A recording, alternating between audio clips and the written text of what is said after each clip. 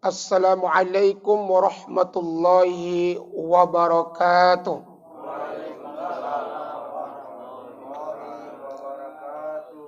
Hamdan wa syukran lillah. Allahumma salli ala Muhammad wa ala ali Muhammad.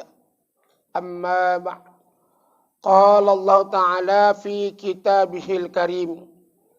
Bismillahirrahmanirrahim. Wasari'u ila maghfiratin min rabbikum wa jannatin arduhas samawati wal ard u'iddat lil muttaqin. Yang saya hormati Bapak Ketua Pewiridan Babus Salam, yang saya hormati Bapak Ahli Bait sekeluarga, dan yang saya hormati Bapak-bapak, para hadirin, para jamaah pengajian Babus Salam yang diridhoi oleh Allah Subhanahu wa Ta'ala. Saya malam hari ini seneng gitu nengok jamaah pengajian banyak yang hadir. Saya ngisi pengajian dari hari Minggu yang lalu sampai malam hari ini ada 5 pengajian yang saya isi. Malam hari ini pengajian yang paling banyak ini. Yang 4 sedikit. Ini pengaruh corona. Bahkan saya punya teman, nama istrinya Merlin Corona. Dia bilang sama saya, Ustadz, untuk sementara aku pisah dengan istriku. Pisah ranjang. Kok begitu? Kan bahaya Ustadz virusnya. Itu corona binimu, aku bilang. Bodoh aja kau bilang. Corona itu nggak apa-apa. Yang bahaya itu virus corona yang berasal dari Wuhan itu, Cina nanti. Sini kok virus itu aku pun mau bilang. Janganlah pisah ranjang sama dia bilang. Lain itu. Tapi corona penyakit itu kan enggak kan? Enggak Ustaz, tapi nyakiti Ustaz ya. Oh nyakiti pula. Kenapa? Kejam kali Ustaz ya. Aku takut sama dia. Aku bilang, untunglah Bapak takut sama dia, aku bilang. Kalau suami takut sama istri itu bagus tuh Pak. Kok gitu Ustaz? Iya. Nanti di hari kiamat Bapak enggak disiksa oleh Allah. Kok enggak disiksa Ustaz? Iya, karena Bapak di dunia udah tersiksa. Ustaznya ada aja. Allah kan kasihan dengan Bapak, saya bilang. Baik, kita akan mengkaji tentang balasan bagi orang-orang yang bertakwa. Saya nggak akan mengupas siapa orang bertakwa. Apa ciri-ciri orang bertakwa. Karena kalau saya bahas siapa orang bertakwa, kemudian apa ciri-ciri orang bertakwa, kita nih semua yang hadir udah termasuk orang yang bertakwa. Karena orang bertakwa itu suka bersilaturahim. Orang yang bertakwa itu suka duduk di majlis taklim mendengarkan pengajian. Ini orang bertakwa ini. Nah, dari kita orang bertakwa ini, apa balasannya? Kan begitu. Banyak sekali Allah bercerita mengenai balasan bagi orang-orang yang bertakwa. Pertama, Allah mengatakan dalam Quran begini. Wa may yattaqillaha yaj'al lahu makhraja warzuqhu min haitsu la yahtasib. Barang siapa yang bertakwa kepada Allah, maka Allah akan mengeluarkan kesulitan yang dihadapi. Oh. Bicara kesulitan berarti kita berbicara tentang masalah gitu. Bicara masalah berarti kita bicara problem. Bicara problem, tiap kita pasti punya problem. Betul nggak? Benar kan? Ada orang yang nggak punya problem? Ada nggak? Nggak ada. Semua kita punya problem. Macam-macam problemnya. Ada orang punya masalah tentang ekonomi. Dari mulai menikah sampai sekarang ngontrak di rumahnya. Pening dia. Kontrakan makin naik. Kadang-kadang pun ngomong yang punya kontrakan, Pak, mohon maaf ya Pak, bulan depan rumahnya nggak dikontrakkan lagi. Pening kepala itu. Mau kemana lah pindah. Tiap tahun gotongin barang-barang pindah. Pening capek itu. Ini kan masalah ini. Anak banyak lagi. Tuh. Ada lagi orang punya masalah tentang rumah tangga. Istri payah kali diatur. Bahkan lebih galak lagi dari suaminya. Susah kali. Sampai-sampai awak sholat tebak bawa. Allahu Akbar. Tak kusangka kali ya istriku itu. Dulu sebelum dapat aku, ku bawa ke rumahku, masih rajin dia nyapukan rumah. Buatkan mamaku teh manis begitu. Tapi setelah menikah, Masya Allah, boro-boro nyapu rumah. Masakan untukku tidak katanya. Mikirin istrinya aja. Ya Allah. Bismillahirrahmanirrahim. Kalau mau kuceraikan nanti, aku rugi. Dia anak orang kaya.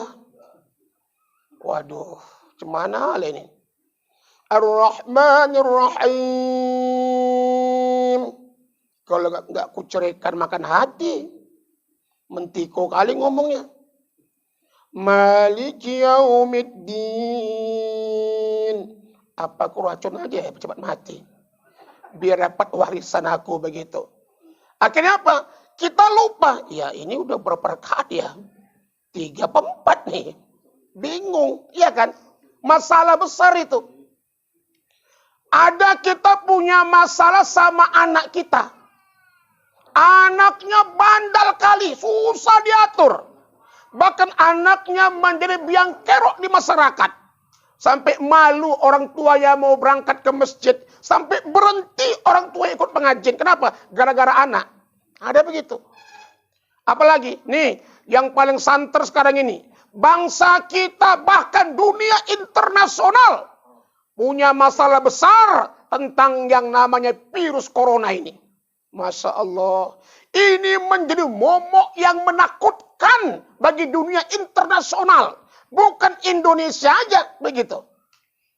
Sekarang ini untuk Asia Tenggara, Indonesia ini urutan nomor 2 ini. Setelah Malaysia. Tapi jumlah kematian kita paling banyak. Gitu. Malaysia udah mencapai 700 orang yang kena virus corona itu. Gitu. Yang meninggal belum sampailah 20-an. Kita udah 25 orang yang meninggal dunia. Bahkan pemerintah, kemudian Majelis Ulama Indonesia telah mengimbau ini ya, daerah-daerah yang besar sekali pengaruhnya terhadap virus corona ini, sampai-sampai ibadah yang melibatkan orang banyak ditunda dulu selama 14 hari ke depan. Itu pun ditengok lagi. Kalau makin parah, mungkin ditambah lagi begitu. Sekarang ngeri loh Pak nih. Di Jakarta, itu Gubernur DKI Anies Baswedan mengatakan, untuk sementara sholat Jumat ditiadakan. Di Bandung, itu Masjid Darut Tauhid punya Agim, juga itu ditutup juga. Sholatnya dari rumah saja gitu. Apakah ini boleh? Bapak, ini yang bilang Majelis Ulama Indonesia. Yang namanya MUI itu kumpulan ulama-ulama dari berbagai macam ormas. Ada Muhammadiyah di situ, ada NU di situ, ada Al-Wasliyah di situ, banyaklah di situ. Dan itu orang-orang pintar agama begitu. Kalaulah memang di daerah kita ini memang terlalu banyak menjangkit virus ini, ada baiknya kita mengikuti anjuranmu itu. Ini ulama yang ngomong. Bukankah ulama itu pewaris para nabi? Kan bukan ngomong asal-asalan. Apakah ada dalilnya? Ada dalilnya. Umar bin Khattab pernah mengadakan suatu perjalanan. Saya lupa entah ke Syam, entah kemana itu ya. Nah, kemudian sampai di kota itu dilaporkan bahwasannya masyarakatnya itu terkena penyakit taun namanya. Taun namanya ya. Penyakit taun itu ada penyakit yang bengkak-bengkak, bentol-bentol dan menular gitu. Dan Umar menginstruksikan kepada para sahabat yang lain agar kita pulang, nggak jadi masuk ke kota itu gitu. Ini dalilnya nih. Nah, begitu. Jadi saudaraku, saya kira begini, untuk Sumatera Utara ya belum berdampak parah macam di Jakarta, di Jawa Tengah misalnya, di Solo belum berdampak parah begitu. Jadi kalau kita sholat di masjid, saya kira masih aman lah. Saya kira di masjid nggak ada yang Jumat besok nggak ada. Insya Allah ya, besok semuanya melaksanakan sholat Jumat di masjid. Karena belum begitu parah dampaknya begitu. Cuma memang kita perlu waspada gitu. Jagalah kebersihan kita. Pakai masker lah ya kan. Nah kemudian jangan terlalu sering-sering berkumpul dengan orang banyak. Sebab yang namanya virus ini kadang-kadang tanpa ada tanda gitu. Tahu-tahu udah sakit geplak begitu. Jadi saudaraku, jangan kita bingung ya. Ini bagaimana ini ke masjid atau tidak? Kalau saya menyarankan, apalagi di daerah kita ini, daerah kampung pula ya. Belum, saya kira satu orang pun seharusnya nggak ada yang kena orang sini. Ya ke masjid lah, wajib ke masjid. Kenapa? Belum berdampak parah begitu. Nah, begitu. Jadi kalau daerah itu udah berdampak parah, saya kira ikutilah anjuran Majelis Ulama Indonesia. Jangan bingung lagi begitu. Nah, sekarang apa yang kita lakukan? Tingkatkan keimanan dan ketakwaan kita kepada Allah Subhanahu wa taala. Karena orang yang beriman, Allah akan keluarkan masalah yang dihadapi. Karena Allah tahu betul yang namanya manusia ini nggak terlepas dari masalah. Ada aja masalah kita. Apalagi masalah kita nih. Masalah penyakit itu kan. Kita udah berobat kemana-mana nggak sembuh-sembuh penyakit. Saya pernah loh jumpain orang mau bunuh diri. Karena penyakitnya banyak. Jantungnya ada, darah tingginya ada, lambungnya ada. Udah lama dia berobat nggak sembuh-sembuh. Akhirnya apa? Mencoba gantung diri di kamar. Untung ketahuan istrinya. Ditanya, kenapa abang gantung diri? Karena aku bingung, nggak tahan nanggung sakit ini. Biarlah aku akhiri hidup ini. Saudaraku, yang diridhoi oleh Allah Subhanahu wa taala. Bagi orang yang beriman, bagi orang yang bertakwa, jangan pernah stres dalam hidup ini. Jangan pernah putus asa. Karena memang Allah nggak suka sama orang yang suka berputus asa. Percayalah, setiap Allah menurunkan bencana atau musibah, pasti Allah sudah memperhitungkannya. Nggak mungkin Allah menurunkan bencana atau musibah yang hamba yang nggak sanggup memikulnya. Nggak mungkin. Allah itu maha pintar. Allah maha kuasa atas segala sesuatunya. Kita pasti sanggup menghadapinya. Cuma kadang-kadang manusia nggak sabar. Nggak sabar manusia itu. Sehingga stres dia. Saudaraku, beruntunglah kita yang dikategorikan oleh Allah termasuk orang-orang yang bertakwa. Ini yang pertama. Allah akan mengeluarkan kesulitan yang dihadapin. Yang kedua, warzuqhu min haitsu la yahtasib. Allah akan mengasih rezeki dari arah yang tak pernah diduga-duga. Saudaraku, banyak orang salah menafsirkan yang namanya rezeki itu. Bapak biar tahu apa itu rezeki. Kan begini. Bapak hari ini hadir malam hari ini. Wirid Yasin begini nih. Ini rezeki loh Pak. Rezeki nih Pak. Tanpa kita sadari ini rezeki gitu. Bapak sholat duha. Sholat tahajud. Sebelum Allah kabulkan permintaan kita. Kita itu sholatnya itu aja itu udah rezeki Pak. Itu rezeki yang luar biasa itu. Bapak subuh berangkat ke masjid Pak. Itu rezeki itu. Rezeki luar biasa. Bahkan saya pernah baca itu artikel ya. Orang kaya di dunia ini. Nomor 3. Siapa Pak? Namanya Warren Buffett namanya. Warren Buffett. Itu kekayaannya 2.500 triliun. Bayangkan tuh Pak. 2.500 triliun. Pemerintah mau pindah ibu kota ke Kalimantan. Nah, sekarang beratlah ya kan. Dibuat penyakit ini bingung. Wah bingung lah. Bingung. Kayaknya jauh panggang daripada api lah kan. Nah, beratlah. Nah, kata pemerintah pindah ibu kota itu memerlukan dana 500 triliun. 500 triliun.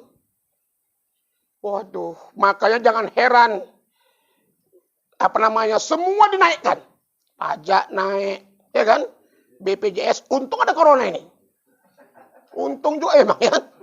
Kalau nggak naik itu. Nah, sekarang semua serba naik semua, gitu. Untuk apa itu? Cari duit untuk pindah negara. Pindah ibu kota negara kita, pindah. Bingung. Warren Buffett punya duit 2.500 triliun.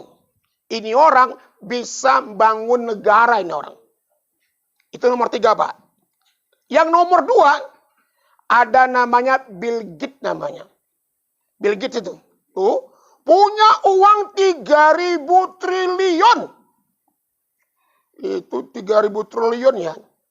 Kalau dibelikan kelapa muda, kita kupas, kita belah, ditumpahkan ke Sukamaju ini, tenggelam kita, kelelep. Kelapa muda kan. Iya betul. Nah, tapi Bapak mau tahu siapa orang kaya nomor 1 di atas dunia ini? Nah, bukan Warren Buffett, bukan Bill Gates. Siapa orang kaya di atas dunia? Orang kaya di atas dunia yang pertama nomor 1. Itulah umat Islam yang sholat sunat 2 rakaat sebelum subuh. Itu kekayaannya adalah lebih bagus daripada dunia dan isinya. Oh, harta kita mengalahkan dunia dan isinya. Sholat sunat subuh 2 rakaat. Itu atau sholat fajar ya. Nah, itu sholat sunatnya gitu. Belum lagi sholat wajib subuhnya itu gitu. Jadi kita ini orang kaya. Ustadz, apa pula Ustadz orang kaya bilang? Aku nggak punya mobil Ustadz. Karena akhirnya putus aku nggak sanggup ganti Ustadz. Apa yang kaya? Bapak, sekali lagi saya katakan, memang secara kasat mata kita ini nggak punya apa-apa. Tetapi kalau kita rasakan, saya ini merasa nih, saya ini orang kaya loh. Apa yang kaya Ustaz nek repo tuh. Tempat duduknya ya koyak tuh joknya. Bapak bilang, nggak tahu Bapak kan? Nah, saya ini kaya, punya rumah, walaupun kecil, punya istri, punya anak. Aku sanggup ngasih makan anak, nggak bingung. Aku sanggup menyekolahkan anak juga nggak bingung. Aman-aman aja. Kan kaya aku nih. Kan saya pernah bilang, buat apalah Bapak punya duit banyak? Kalau penyakit kena virus corona, ayo. Udah parah. Yang terbayang apa? Yang terbayang? Kain kapan. Kuburan. Mangap. Cuma mau sembuh ya kan? Nah, apalah artinya duit Bapak sampai 20 miliar gitu. kalau mempunyai penyakit kanker otak stadium akhir, mau Bapak? Datang malaikat. Pak Ashab, umpamanya ya. Ini uang 20 miliar untuk Bapak. Tapi sebagai gantinya Pak, kata malaikat maut. Nah, Bapak mau sakit kanker otak stadium akhir? Mau enggak? Habis itu Bapak aku cabut nyawa Bapak. Enggak lah, ambillah uang 20 M itu enggak mau. Yang penting aku sehat. Iya. Banyak orang Pak yang duitnya banyak enggak bisa ngapa-ngapain Pak. Enggak bisa ngapa-ngapain gitu. Jadi kita nih sehat rezeki yang luar biasa. Bahkan miskinnya kita itu rezeki itu. Miskinnya kita itu rezeki. Kalau kita nggak salah memahaminya. Kita miskin. Makin dekat kita sama Allah. Makin rajin kita minta sama Allah. Itu rezeki loh. Berapa banyak orang diuji oleh Allah dengan harta yang berlimpah. Mobil mewah, rumah bertingkat, tanah lebar. Tapi nggak pernah singgah ke masjid. Nggak pernah punya waktu untuk hadir di pengajian. Bapak kemana? Nggak sempat. Kemana Pak? Shopping. Kemana Pak? Ada proyek. Kemana Pak? Arisan. Oh banyak. Entah apa halangannya. Itu miskin namanya. Gitu. Kita walaupun cuma punya rumah gubuk, punya cuma kereta doang. Kita masih mau ke masjid. Kita masih bisa hadir pengajian. Silaturahim. Itulah orang kaya yang sesungguhnya. Saudaraku. Saudaraku. Yang diridhoi oleh Allah Subhanahu wa Ta'ala. Kalau mau rezeki diluaskan oleh Allah. Rezeki mau datang dari arah manapun. Syaratnya kita harus bertakwa kepada Allah. Apa takwa? Jalankan perintah Allah. Dan tinggalkan larangannya. Itulah orang bertakwa itu. Yang kedua. Balasan bagi orang bertakwa yang kedua adalah. Inna akramakum indallahi atqakum. Sesungguhnya. Orang yang paling mulia. Di sisi Allah. Itu adalah orang yang bertakwa. Jadi orang yang mulia. Di sisi Allah itu orang bertakwa. Beda dalam pandangan manusia. Kalau dalam pandangan manusia, orang yang paling bertakwa itu adalah orang yang duitnya banyak. Orang kaya, itu dimuliakan kali itu. Dimuliakan banget. Ada suatu anggota pengajian, ada satu orang paling kaya. Hadir dia. Sini Pak. Dihormati kali ya. Nah, nanti kalau usul, siapa yang mau usul tentang pengajian kita ini? Yang kaya, tunjuk tangan. Saya. Apa tuh Pak? Bagaimana kalau pengajian kita ini, ya, dalam setiap bulan, kita mengadakan refreshing. Jalan-jalan. Kopi Lawang. Ya kan? Jalan-jalan ke mana lagi? Danau Toba. Yang lain, aku yakin setuju. Yakin aku setuju. Setuju semua. Orang kaya yang usul. Coba yang usul yang kere. Yang kere, lebih bagus usulnya. Menurut saya begini. Apa itu? Daripada kita jalan-jalan. Baguslah kita menabung. Adakan uang kas. Untuk apa itu? Setiap nanti menjelang Ramadan, kita santri anak yatim. Kita berimpak, bersedekah. Apa yang lain? Alah, kiri sok ngomong. Miskin sok impak. Macam orang kaya aja. Aku nggak setuju tuh. Jadi, yang mana Pak? Ya bagus yang jalan-jalan enak. Ya kan? Orang kaya walaupun salah, dia usul diterima itu. Tapi orang kere, benarnya dia bilang tuh. Karena dia kere, salah itu dia. Nggak diterima. Malah pulang, dia mau ngomongin. Tahu mau ngomong apa Bapak itu? Nggak jelas omongannya. Padahal jelas. Kenapa? Setan nutup kuping kita gitu. Itulah manusia dalam pandangan manusia. Mulianya kenapa? Karena harta. Karena jabatan.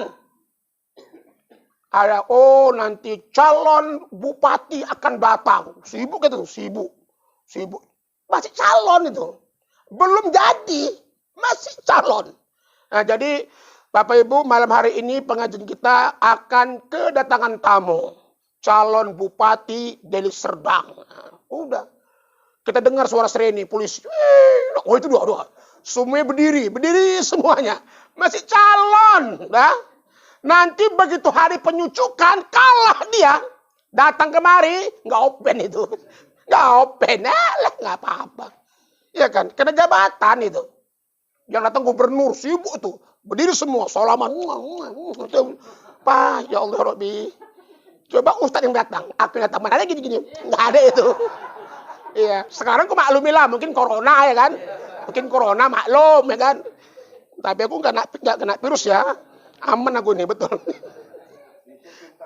Ya, itu umpama gitu.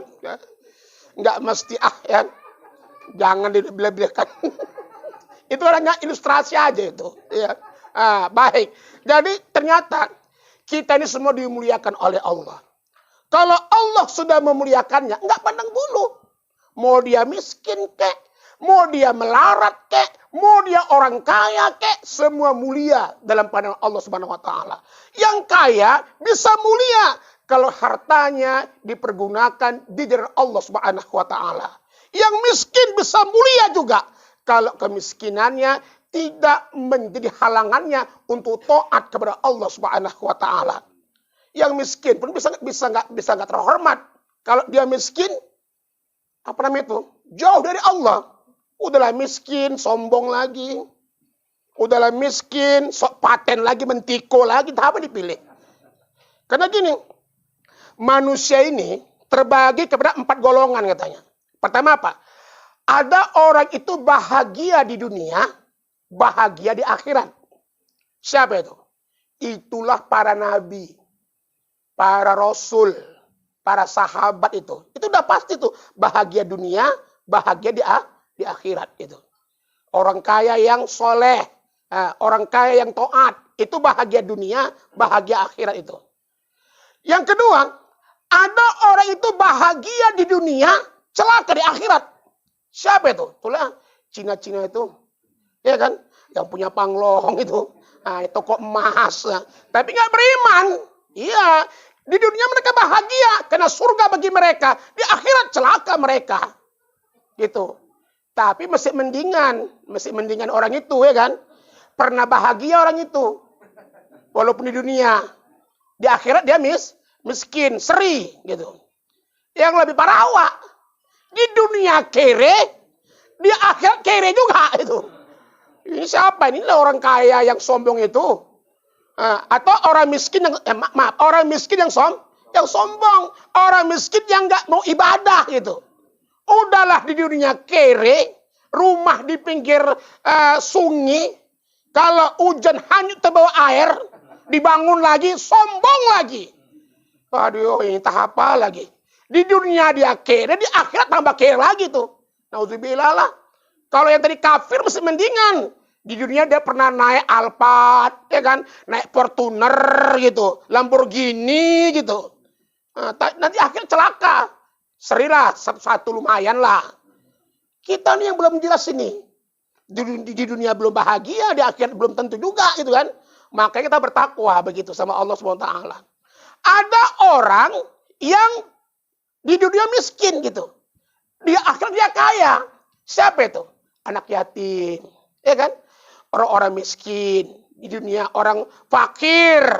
Boleh jadi miskin di dunia ini. Disepelekan orang. Tapi nanti di akhirat dia menjadi orang kaya raya. Kenapa? Dimasukkan oleh Allah ke surganya. Amin ya rabbal alamin. Mau mulia?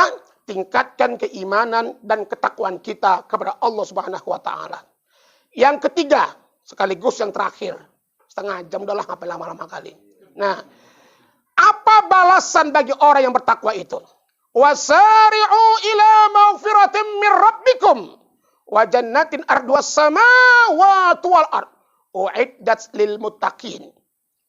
Bersegeralah kamu menuju ampunan Tuhanmu.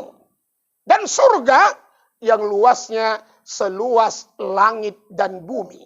Untuk siapa? Uiddat lil muttaqin, untuk orang-orang yang bertakwa. Allah menyediakan tempat surga luasnya seluas 7 lapis bumi dan 7 lapis langit. Jadi Bapak, jangan takut kita nanti di surga nggak kebagian tempat. Luas banget tuh tempatnya begitu. Mau masuk? Uiddat lil muttaqin, takwa dulu dong. Ya, itu syaratnya. Dan Allah menutup ayatnya, wa tazawwadu fa inna khairu zadi taqwa. Berbekallah kamu, sebaik-baik perbekalan itu adalah ketakwaan kepada Allah Subhanahu wa taala. Kesimpulan dari ceramah ini adalah mari sama-sama kita bertakwa kepada Allah Subhanahu wa taala. Dengan bertakwa kita, semoga kita terhindar dari virus yang menakutkan ini. Virus corona yang menghantui ratusan negara di atas dunia ini. Hanya dengan takut kepada Allah, hanya dengan takwa kepada Allah, Allah akan mengeluarkan kesulitan yang kita hadapin. Allah akan membantu, memberikan solusi atas masalah yang kita hadapin. Termasuklah masalah bangsa saat ini, virus corona.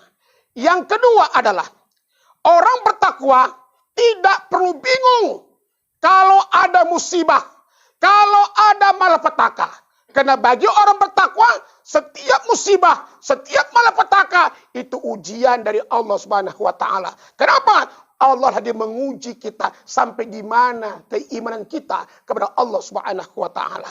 Dan yang terakhir adalah, Bapak, janganlah bingung dengan pendapat, dengan fatwa dari MUI yang mengatakan sholatnya di rumah, untuk sementara jangan dulu ke masjid. Ada semacam itu pendapat, jangan bingung. Itu bagi daerah-daerah yang udah berdampak parah mengenai virus corona ini. Alhamdulillah, sampai detik ini, Sumatera Utara atau di kampung kita ini pada umumnya belum berdampak apa-apa. Insya Allah, kampung kita ini diselamatkan oleh Allah Subhanahu wa taala agar tenang kita beribadah menyembah Allah Subhanahu wa taala. Demikian, maaf. Wassalamualaikum warahmatullahi wabarakatuh. Billahi minasyaitonir rajim. Bismillahirrahmanirrahim. Alhamdulillahi rabbil alamin. والصلاة والسلام على أشرف الأنبياء والمرسلين وعلى آله وأصحابه أجمعين. اللهم صل على سيدنا محمد وعلى آل سيدنا محمد. اللهم اجعلنا من التوابين واجعلنا من المتطهرين واجعلنا من عبادك الصالحين واجعلنا من عبادك الشاكرين واجعلنا من عبادك المؤمنين واجعلنا من عبادك المخلصين واجعلنا من عبادك المؤمنين واجعلنا من عبادك المتقين وخصوصا أهل بيت يا الله يا أرحم الراحمين. اللهم بارك لنا في عمرنا وبارك لنا في أولادنا وبارك لنا في أموالنا وبارك لنا في علمنا وبارك لنا في حياتنا يا الله يا أرحم الراحمين. اللهم ربنا تقبل منا إنك أنت السميع العليم وتب علينا يا مولانا إنك أنت التواب الرحيم. اللهم اغفر لنا ذنوبنا ولوالدينا وارحمهما كما ربيانا صغيرا.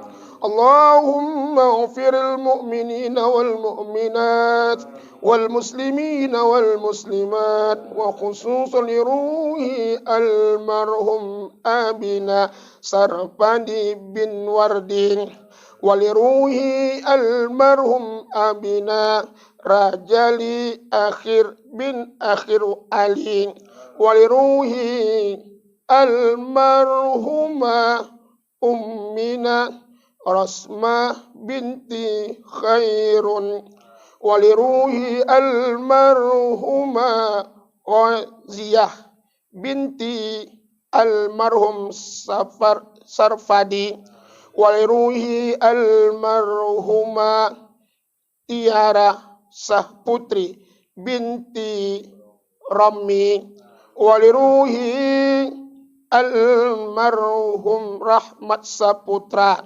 waliruhi almarhumah Sarinten binti Saring. Ya Allah, ya Rahman, ya Rahim, ya Aziz, ya Jabbar, ya Mujibas Sa'ilin. Wahai Allah, pada malam hari ini kami bersatu rahim di rumah saudara kami dalam rangka kami mengkaji ilmu agama tentang ketakwaan kepadamu, wahai Allah. Ya Allah, ya Rabb, pada malam hari ini kami bermohon kepada Engkau, ya Allah. Terimalah amal-amal ibadah kami, ya Allah, sebagai bekal buat kami kelak kembali kepadamu. Wahai Allah, ya Rabb, kami juga bermohon kepadamu, ya Allah. Saat ini bangsa kami, ya Allah, lagi dilanda musibah. Dan kami yakin ini tentaramu, ya Allah, bernama virus corona, ya Allah, yang menghantui bangsa kami, wahai Allah, ya Rabb.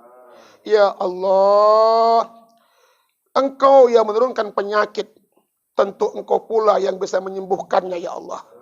Tentu Engkau pula yang bisa mengangkatnya dari negeri kami ini, wahai Allah, ya Rabb. Ya Allah, tak ada yang bisa menyelamatkan dunia ini, ya Allah, terkhusus bangsa kami, kecuali Engkau sang penyelamat itu, wahai Allah, ya Rabb. Ya Allah, tak ada tempat kami berlindung, kecuali Engkaulah, ya Allah, tempat kami berlindung. Wahai Allah, ya Rabb, tak ada tempat kami menyandarkan diri, kecuali kami hanya bisa menyandarkan segala persoalan hidup kepadamu, wahai Allah, ya Rabb. Ya Allah, ya Rabb, tidak ada tempat kami bergantung, kecuali kami hanya bergantung kepadamu, wahai Allah, ya Rabb. Allahu Samad, Allahu Samad, Allahu Samad. Engkaulah tempat kami bergantung, Engkaulah tempat kami mohon, wahai Allah, ya Rabb. Mudah, ya Allah, bagi Engkau jika Engkau ingin mengangkat virus ini, ya Allah, agar negeri kami ini, ya Allah, menjadi negeri yang baldatun walaupun ghafur, negeri yang aman, negeri yang damai, negeri yang Engkau ridhoi, wahai Allah, ya Rabb. Wahai Allah, ya Rabb, jadikan kami yang berhadir pada malam hari ini semuanya, ya Allah, rumah tangga kami, rumah tangga yang sakinah, mawaddah, warahmah, ya Allah. Jauhkan rumah tangga kami dari berbagai macam bala, ya Allah. Jauhkan rumah tangga kami dari berbagai macam penyakit, ya Allah, yang kami tak tahu obatnya, wahai Allah, ya Rabb. Dan anugerahkan kepada kami, ya Allah, semuanya, ya Allah, yang hadir ini, ya Allah, rezeki yang luas, yang halal dan barokah, ya Allah. Dengan rezeki itu, ya Allah, kami bisa menambah pundi-pundi amal kebaikan buat kami, ya Allah. Kami bisa berimpak, bersedekah, zakat, naik haji, ya Allah, sebagai bekal untuk kami bawa pulang menghadap-Mu. Ya Allah, jadikan kami golongan hamba-hamba-Mu yang pandai bersyukur. Hindarkan kami, ya Allah, dari golongan orang-orang yang kufur. Terimalah doa kami, ya Allah. Allah aftah lana abwabal khair, abwaban ni'mah, أبواب الرزق، أبواب البركة، أبواب السلامة، أبواب الهداية، أبواب المغفرة، أبواب الجنة. يا الله يا رحمن يا رحيم يا عزيز يا جبار يا مجيب السائلين. اللهم اغفر لهم وارحمهم وعافهم واعف عنهم. اللهم اغفر لهم وارحمهم وعافهم واعف عنهم. اللهم اغفر لهم وارحمهم وعافهم واعف عنهم. يا الله يا أرحم الراحمين. ربنا ظلمنا أنفسنا وإن لم تغفر لنا وترحمنا لنكونن من الخاسرين. ربنا هب لنا من أزواجنا وذرياتنا قرة أعين واجعلنا للمتقين إماما.